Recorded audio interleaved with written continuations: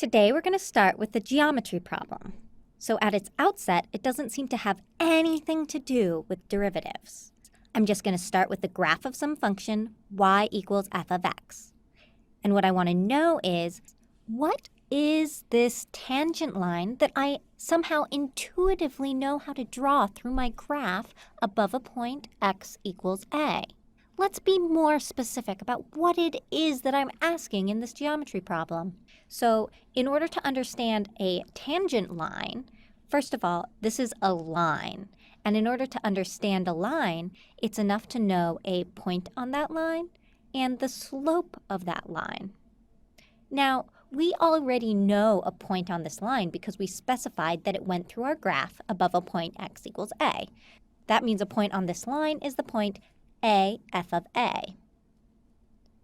Then we can write the equation for this tangent line as y minus f of a is equal to m times the quantity x minus a. Now we have a really simple problem. What we want to find is m, the slope of this line. And this is exactly where calculus is going to come into play.